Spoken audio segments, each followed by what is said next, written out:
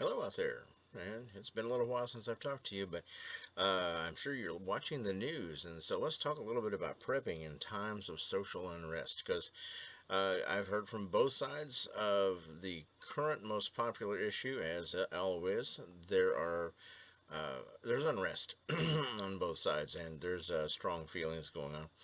So I'm not going to get into the politics of it or the belief systems of it or anything like that. But what we're going to talk about right now is what to do, how to prep. What do you do as somebody who wants to be safe? So one of the most important things in times of social unrest is going to be a community.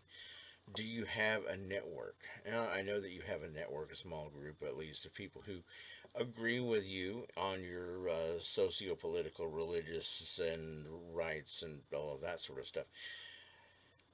Are they the only ones? What about your immediate neighbors? Are they useful? Can you step across the aisle with your belief system and help as a community and grow in diversity? Or do you have to bunker in? Are they a danger? In which case, yep, you should bunker in. But collective survival is the only way that survival is really going to happen. So, how do you go about building a network? Um, you may already have one. You may not, though. There are networks out there that are not local and not helpful if the communication on a grand scale goes down. And, well, look at the CloudStrike thing, and the flights were not the only thing that were affected. Think about communication. It could have been really much worse.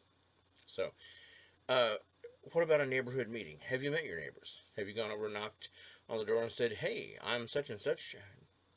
I'm here to say hi and introduce myself because I live next door or up the street or down the block," whatever your tolerance for being a neighbor is, and get to know them. Even if you don't agree with them, don't want to have anything to do with them, getting to know them is good because you should always know your enemy.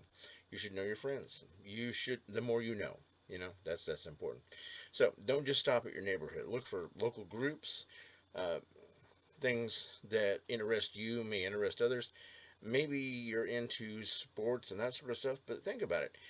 Here in Arkansas, we have the NWA Preppers group. There's PrepperNet online for the entire nation. You can find groups of people like you and find helpful skill sets because not a single person out there can do everything, no matter how much of a Renaissance man or woman you happen to be.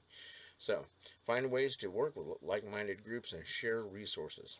So beyond that, communication is the key. Find a communication paradigm that works for you, whether it's ham radio, carrier pigeon, sending your kid next door with a scroll with wax on it. I don't care. Just make something work for you.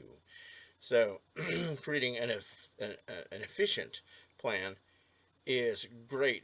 Creating one that works always, maybe it's slower than efficient, but it always works. Find a way. Okay? So building your community network isn't just about preparing for worst case scenarios. It also enriches your day-to-day life because you get to know and trust your neighbors.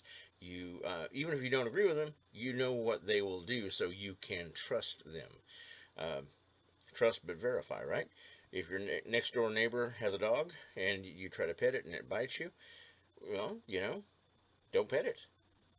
Duh. But the thing is, you know now that that dog will bite. Education, knowledge, the more you know. Again. So the strength of a good community lies in its members' willingness to come together and support each other. So to build a network, you're not just preparing for emergencies, you're fostering a sense of unity and resilience that will benefit everyone involved. So think about that and see what you can do to help yourself and your community out. It's an important thing.